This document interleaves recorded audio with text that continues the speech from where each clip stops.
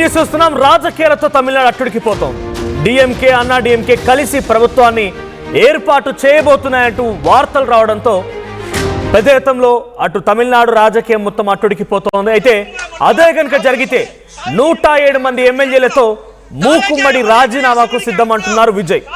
విజయ్కి మద్దతుగా సుమారుగా 100 మంది లాయర్లు కూడా రాజీనామా చేయబోతున్నారట. ఇక లోక్ భవన్ ముట్టడికి టీవీకే కాంగ్రెస్ నేతలు ప్రయత్నించారు. నిరసనకారులు అదుపులోకి తీసుకున్నారు పోలీసులు. తమిళనాడు గవర్నర్ తీరుపైన 2 పార్టీల ఆగ్రహంతో ఉన్నాయి కాంగ్రెస్ అండ్ టీవీకే. ప్రభుత్వ ఏర్పాటుకు గవర్నర్ సహకరించాలని డిమాండ్ చేస్తున్నారు. అయితే విజయ్ కి మద్దతుగా మైనార్టీ బీచ్ లో అభిమానులు కూడా భారీ నిరసన చేపట్టారు. మెరీనా బీచ్ లో భారీ సంఖ్యలో అభిమానులు నిరసన చేపట్టారు. తమిళనాడు పరిణామాల్ని నిశ్చితంగా పరిశీలిస్తున్నారు హోంమంత్రి అమిత్ షా. అన్నా డిఎంకే వ్యవహారం పైన కూడా ఆయన ఆగ్రహంతో ఉన్నట్టు తెలుస్తోంది. అయితే ఏ క్షణమైనా తమిళనాడుకు అమిత్ షా వచ్చే అవకాశం కూడా ఉంది. సో అటు అన్నా డిఎంకే కలిసి 107 స్థానాలతో ప్రభుత్వాన్ని ఏర్పాటు చేయబోతున్నటువంటి వార్తలు రావడంతో మరింత ఉధృతంగా మారింది తమిళనాడు రాజకీయం. తమిళనాడులో టీవీకే అండ్ కాంగ్రెస్ నేతలు లోక్ భవన్ ముట్టడి కార్యక్రమం పిలుపునిచ్చారు. అక్కడ ఉధృతత కొనసాగుతోంది. సో మరోవైపు మెరీనా బీచ్ లో కూడా భారీ సంఖ్యలో కొంతమంది సామాన్య జనం కూడా టీవీకే సపోర్ట్ గా ఆందోళన వ్యక్తం చేస్తున్నారు. అటువైపు నుంచి కొంతమంది లాయర్లు కూడా ఒకవేళ కనుక వాళ్ళిద్దరు ప్రభుత్వాన్ని ఏర్పాటు చేస్తే మేము రాజీనామా చేస్తామని చెప్పి విజయ్ కూడా వార్నింగ్ ఇచ్చారు. టీవీకే ఎమ్మెల్యేలంతా రాజీనామా చేస్తామంటున్నారు ఆయన. సో టీవీకే ఎమ్మెల్యేలతో రాజీనామా నిజంగానే విజయ్ చేయిస్తారో చూడాలి. బట్ అన్నా డిఎంకే కలుస్తాయనేది ఇక్కడ బిగ్గెస్ట్ హ్యాపెనింగ్. అవి కలుస్తాయా లేదా ఒక రాజకీయ చర్చకు మాత్రమే తావించే విధంగా ఉన్నాయో చూడాలి. సో 107 మంది ఎమ్మెల్యేలతో రాజీనామా చేస్తానని చెప్పి విజయ్ వార్నింగ్ కూడా సంచలనంగా మారింది. ఒకవేళ అన్నా డిఎంకే కలిసినా కూడా ప్రభుత్వాన్ని ఏర్పాటు చేయడం కష్టమే. అన్నా డిఎంకేకి ఉన్న స్థానాలు ఎంత? అన్నా డిఎంకే అక్కడ గెలిచినటువంటి స్థానాలు ఇండివిజువల్ పార్టీగా అన్నా డిఎంకే గెలిచింది కేవలం 47 సీట్స్ మాత్రమే. 47 స్థానాల్లో మాత్రమే అన్నా డిఎంకే గెలిచింది. ఇక మిగిలినటువంటి చోట్ల 57 చోట్ల డిఎంకే గెలిచింది. సో ఇండివిజువల్ గా అయిన వాళ్ళు 59 స్థానాల్లో డిఎంకే గెలిచింది. ఇండివిజువల్ గా వాళ్ళు ప్రభుత్వాన్ని ఏర్పాటు చేయలేరు, కలిసిన ప్రభుత్వాన్ని ఏర్పాటు చేయలేరు. వాళ్ళకి ఇంకా మద్దతు కావాల్సిందే. ఎటువైపైనా హంగే ఉంది కాబట్టి ఇప్పుడు ఆ అన్నా డిఎంకే కూడా రాజకీయ ప్రయత్నాలు ముమ్మరంగా కొనసాగిస్తూ ఉన్నాయి. అటు అన్నా డిఎంకేకి స్టాలిన్ వైపు నుంచి ఒక సమాధానం వచ్చింది, ఒక రిప్లై వచ్చింది. మీరు బీజేపీని వదిలేసిరండి, బీజేపీని వదిలేసి వస్తే మనం చూసుకుందాం, తేల్చుకుందాం, డైరెక్ట్ గా మనం పొత్తు పెట్టుకుందాం, ముఖ్యమంత్రి డిప్యూటీ ముఖ్యమంత్రిని పంచుకుందాం, అంతేగాని ఇతరులకు అవకాశం ఇవ్వద్దు టీవీకేకి అటు బీజేపీకి అన్నట్టుగా డిఎంకే స్టాలిన్ వైపు నుంచి అన్నా డిఎంకేకి సంకేతాలు వెళ్ళినట్టు తెలుస్తోంది. సో ఒకసారి అక్కడ ఉధృతత కొనసాగుతుంది. లోక్ భవన్ దగ్గర ముట్టడికి సంబంధించిన వాతావరణం చాలా సివియర్ గా ఉంది. ఒకసారి ఆ విజువల్ చూద్దాం.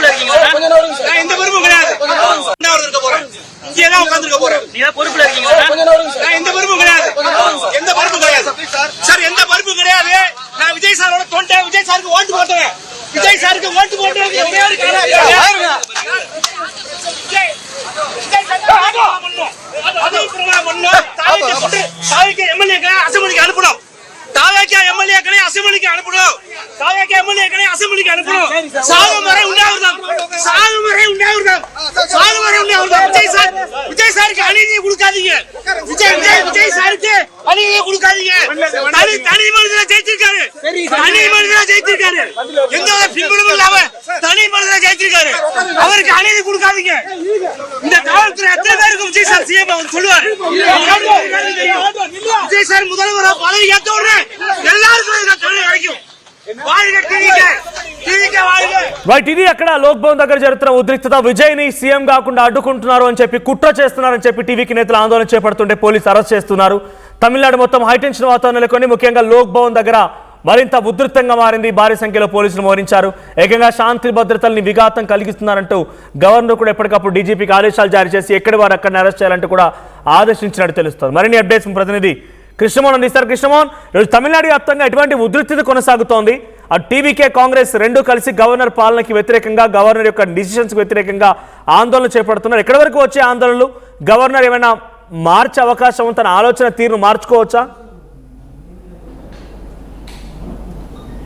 ఉదయం నుంచి కొంత ఆందోళన అయితే జరుగుతున్న పరిస్థితి. కాంగ్రెస్ సిపిఐ పార్టీ కార్యాలయాల్లో కూడా గవర్నర్ వ్యవహార శైలికి నిరసనగా ఆందోళన జరిపిన పరిస్థితి. సిపిఐ కార్యాలయంలో కూడా కొంత ఆందోళన చేశారు, కాంగ్రెస్ కార్యాలయంలో ఆందోళన చేశారు, టీవీకే నేరుగా లోక్ భవన్ దగ్గరికి వచ్చి ఆందోళన చేసిన పరిస్థితి. పోలీసులు వాళ్ళని అక్కడి నుంచి తరిమేసిన పరిస్థితి అయితే ఉంది. అయితే ఇప్పుడు ఫైనల్గా రిజల్ట్స్ విషయంలో మాత్రం టీవీకే అధినేత పట్టాభిషేకం ఎప్పుడు అనే అంశం మీద మాత్రం ఇంకా క్లారిటీ రాలేదు మనోజ్. కారణం గవర్నర్ మాత్రం చాలా క్లియర్గా ఒకటే చెప్తున్నారు, నేను సంఖ్యాబలం చూడందే నేను ఎటువంటి పరిస్థితుల్లో అతను పిలిచే ప్రసక్తి లేదని ఆయన చెప్పేశారు. మరోవైపు ఆయన ఇంకో మాట కూడా చెప్పారు, అవకాశం ఇచ్చాను, రెండోసారి కూడా పిలిచి విజయ్కి అవకాశం ఇస్తానని చెప్తే మూడో వ్యక్తులను ఎవరిని నేను పిలిచి మాట్లాడడం అనేది జరగదు, నేను అందుకే ఇప్పుడు దాకా వేరే వ్యక్తులకు కూడా అవకాశం ఇవ్వలేదు అనేది కూడా ఒక ఛానల్కి ఇంటర్వ్యూలో ఆయన ఫోన్ ఇన్లో కూడా ఆయన మాట్లాడారు సందర్భం మనం చూసాం. అయితే ఇప్పుడు ఓవరాల్ ఎపిసోడ్ ఈరోజు చాలా కీలకమైన నిర్ణయాలు జరుగుతున్నాయి. ఒకటి సిపిఎం ఆ నిర్ణయాలకు సంబంధించిన వ్యవహారంలో సిపిఎం తన క్యాడర్ పూర్తిగా అంటే తమ ప్రధాన కార్యదర్శుల క్యాడర్లో కూడా వాళ్ళు మాట్లాడారు. అలాగే సిపిఐ కూడా సేమ్ ఇదే చర్చలు అయితే జరిగింది. ఇప్పుడే మనం కానీ చూసుకుంటే విసికే నేత కూడా ఆయన ఇప్పుడే ఒక స్టేట్మెంట్ కూడా ఇచ్చారు.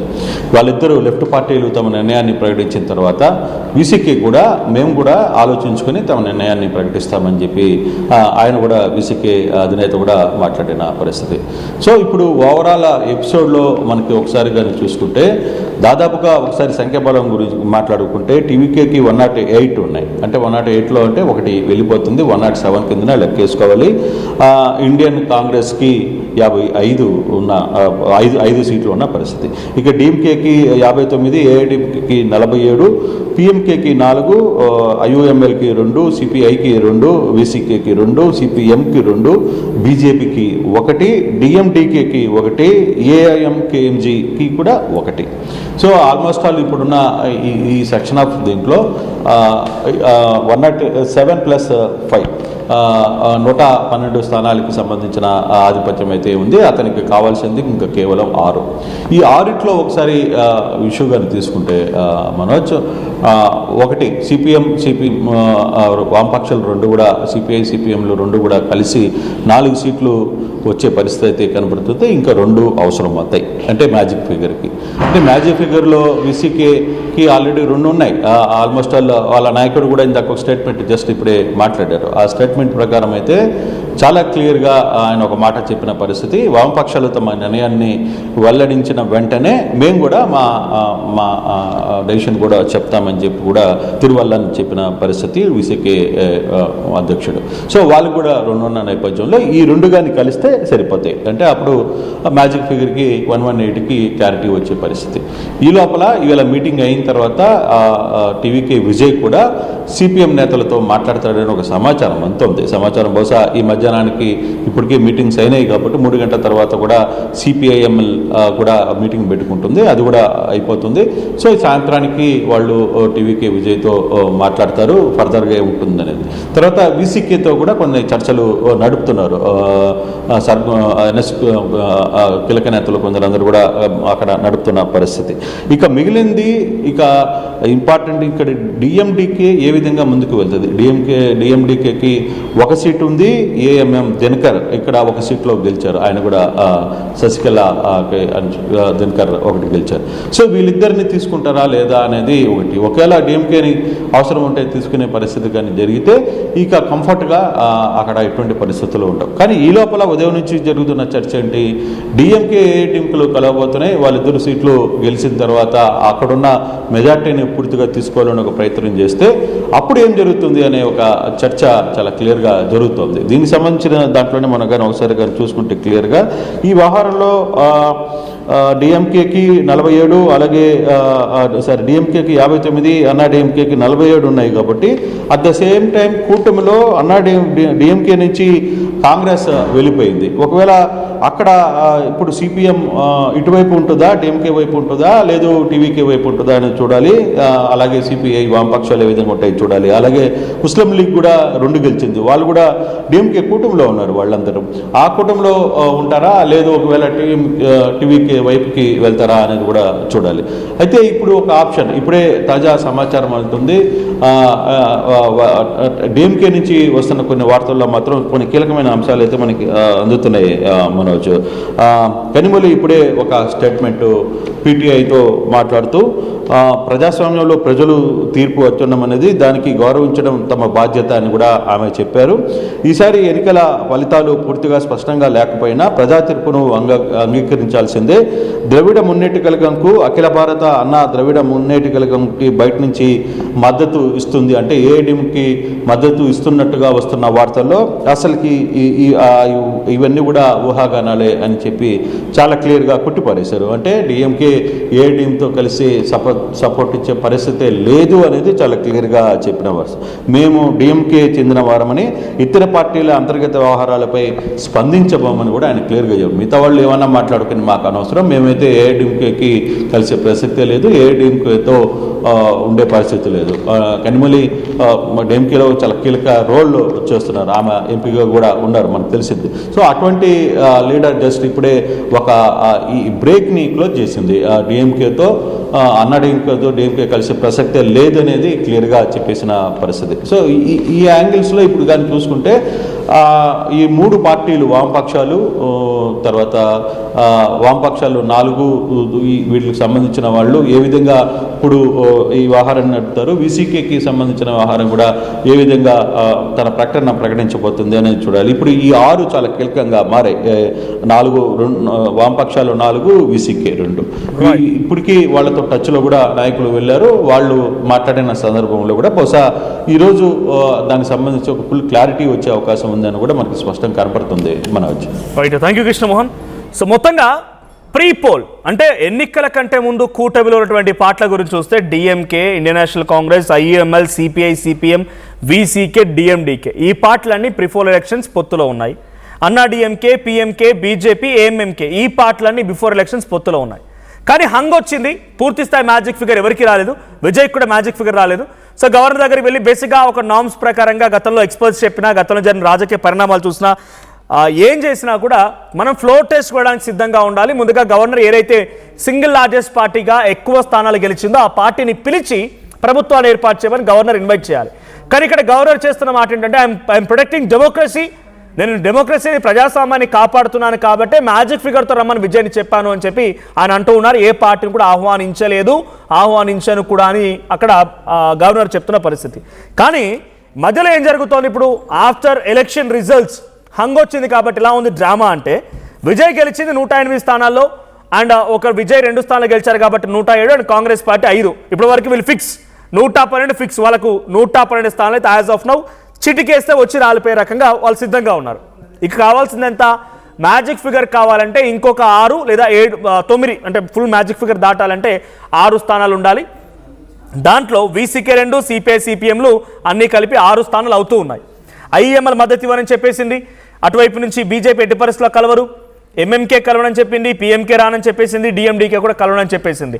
దీంతో 107+5, 112 మాత్రం చాలా స్ట్రిక్ట్గా ఉన్నాయి. వీసీకే, కమ్యూనిస్ట్ పార్టీలు కలిపి ఇంకా వాళ్ళ డిసిషన్ అనౌన్స్ చేయాల్సి ఉంది. ఆలోగా డిఎంకే, అన్నా డిఎంకే ఓ చర్చను మొదలుపెట్టాయి. ఏంటంటే డిఎంకే స్టాలిన్ వైపు నుంచి అన్నా డిఎంకేకి మద్దతు వెళ్ళినట్టుగా, ఆ మద్దతు కాస్త ఎలా ఉంటుందనంటే డిఎంకే 59 స్థానాలు గెలిచింది, అన్నా డిఎంకే 47 స్థానాల్లో, ఐయుఎంఎల్ 2 స్థానాలు, పిఎంకే 4, ఏఎంఎంకే 1, డిఎండికే 1, అంతా కలిపి మేము 114 అవుతున్నాం. మేము కూడా గవర్నమెంట్ ఫామ్ చేస్తాం, పళనిస్వామి ముఖ్యమంత్రి, ఉదయనిధి స్టాలిన్ డిప్యూటీ సీఎం అనే రకంగా ఓ చర్చ మొదలైంది.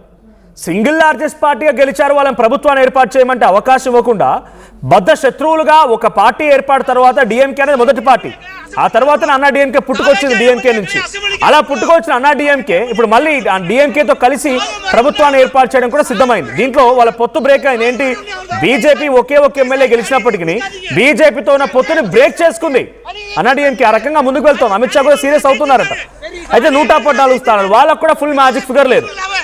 బీజేపీ కలవనంటోంది. బీజేపీ ఒక స్థానం గెలిచినా కూడా we never wants to meet with DMK and అన్నా డిఎంకే వాళ్ళతో కలవము, మేము వీరి పొత్తు ధర్మాన్ని బ్రేక్ చేస్తారని అన్నా డిఎంకే పైన బీజేపీ ఆగ్రహానికి గురవుతుంది. అమిత్ షా కూడా సీరియస్ గా ఉన్నారు.